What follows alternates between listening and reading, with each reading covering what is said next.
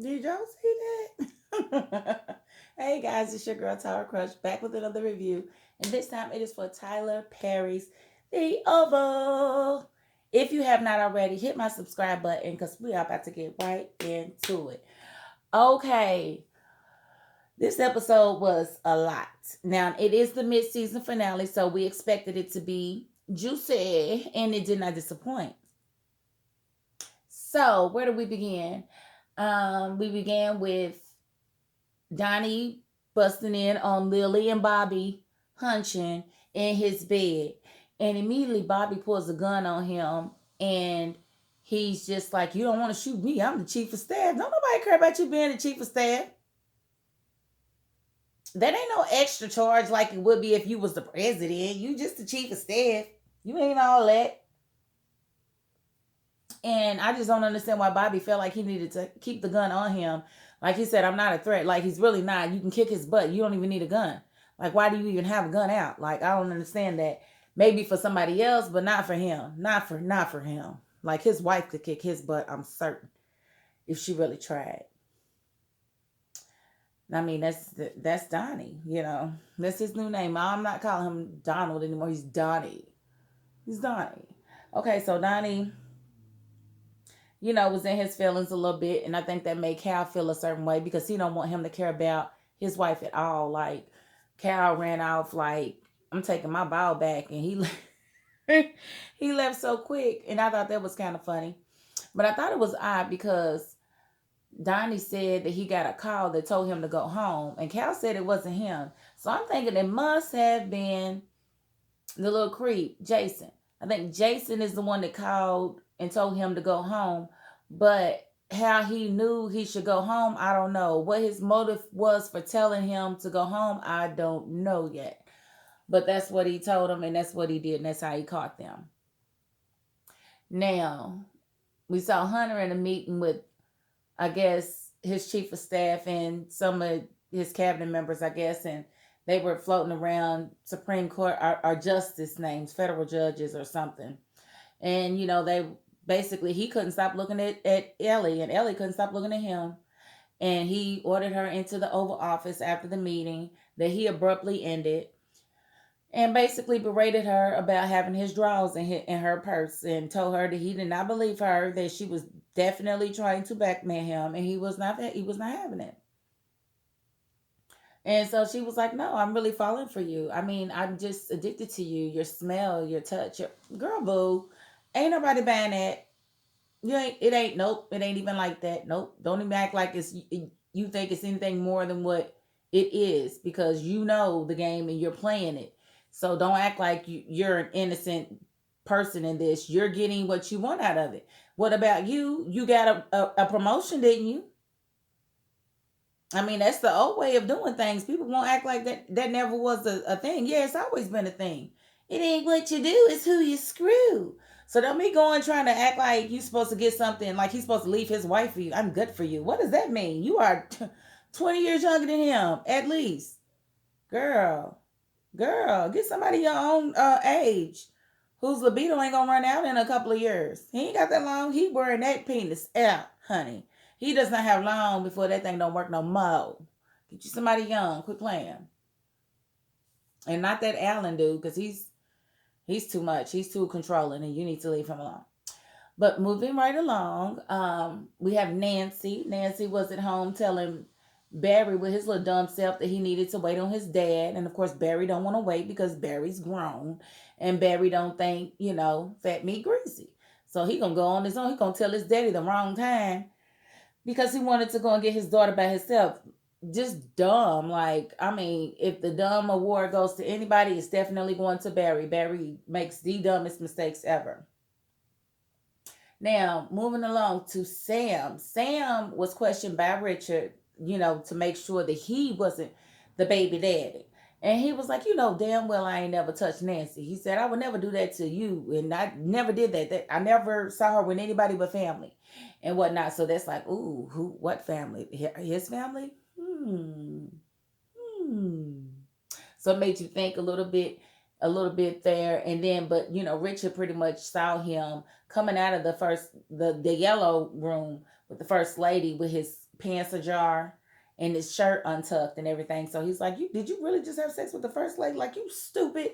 Like, yes, he did. He gave in and he had sex with her and he liked it. He said he wanted it. I'm like, yes, you did want it. You absolutely did. I'm glad you are being honest with yourself. I'm so glad you're being honest with yourself. But we saw pretty quickly that Jason was in the other room adjacent to the yellow room. So yeah, that cat's flying out of the bag because he can't hold water. He want both his parents dead, and he cannot hold water. I don't know what he think gonna happen to him.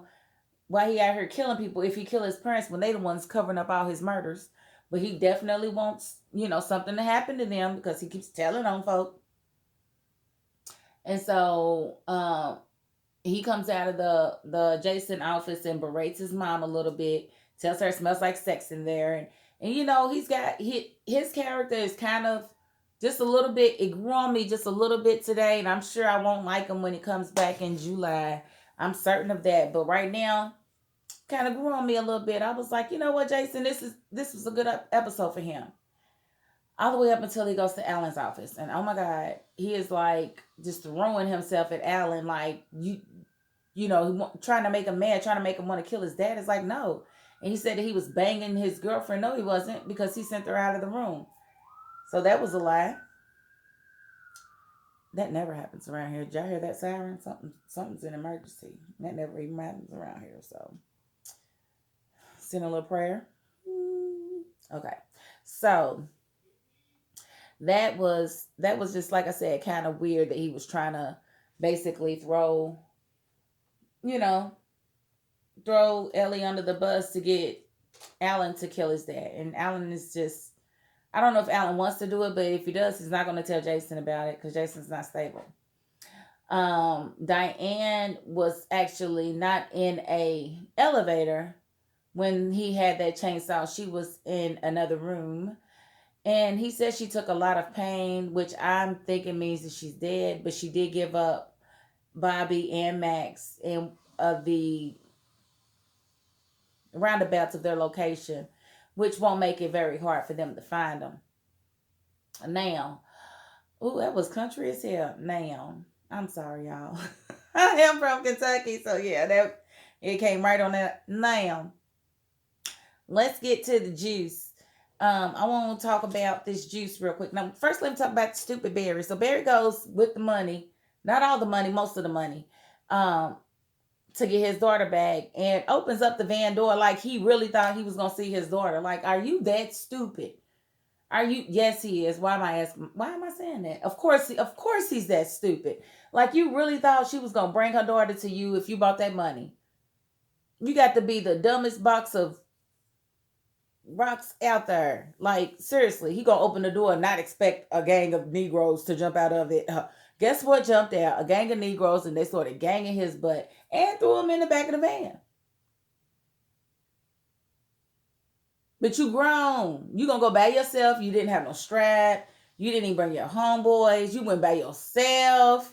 When you knew from the last time, like, come on, make it make sense, Barry.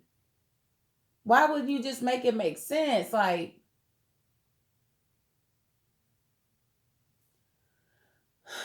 and I'm still not understanding why or how Ruth had all that money. She said that they make you give up everything to get in the code or whatever, but you was out there prostituting and doing drugs. How would you have that much money?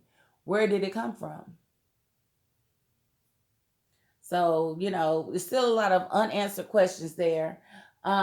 Priscilla went to the hospital and found out that her coworker had died. The old lady died, but we all know she was murdered by Cal. But her husband said that he went home for a few hours and they called him and told him she was gone. Now, they showed the camera, and and that the camera probably caught whoever went in the room. But why didn't he tell her that she was trying to say something about Jean? Why wouldn't he tell her that? That was kind of like stupid. I think they really dragging that out a little bit too far. But I did like how she brought it up when Jason called her to tell her that her husband slept with the first lady.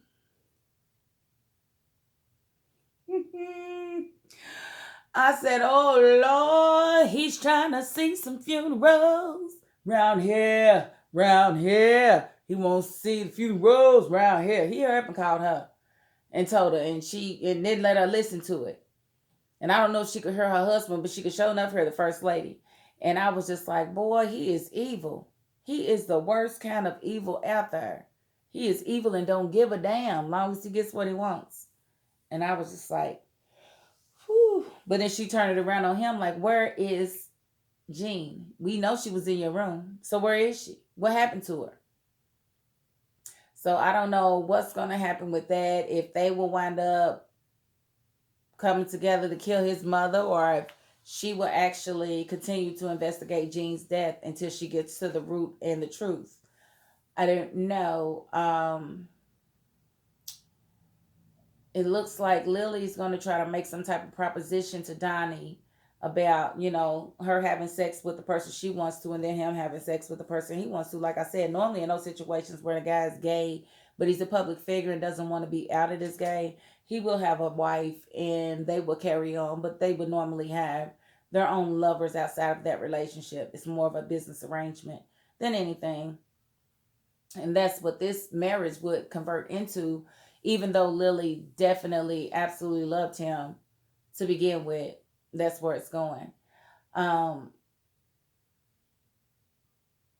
I would like to see, in the second half of the season, Gail come back. Like, where is she and who's overseeing her since her grandmother supposedly passed away? I would like to see that. But I also want to say, Nancy. Nancy. Nancy finally decided to tell Richard who the baby daddy was. And I'm going to tell you, I was a little shocked. I didn't know it was going to be who she said it was. And Richard he's not feeling that at all, because basically she gave birth to his brother. She had a baby with his daddy. How you gonna have a baby with his daddy? You had a baby with his daddy, girl. His daddy. Where is his daddy? Is his daddy even still alive? Girl, you know you wrong. Girl, you know you wrong. You knew you was way wrong. His daddy? Oh my God. That is an act held solely for the man who cheats with your best friend. You don't just go sleeping with a man's with your husband's father. That's what you don't do. You never do that. No, don't do no. It's almost like sleeping with the richer brother. The brother that got more money than the brother that you with. It's almost like that. You just don't do it. I don't understand how that even happened. She said he was taking me to church and he was being real nice, cut my grass, bringing me flowers. Girl, you let that man court you and you slept with your husband's pappy and had a whole baby with him. A whole baby. So yeah, I don't blame Richard for being upset, because basically you gave birth to your son's brother and his uncle. His brother and his uncle.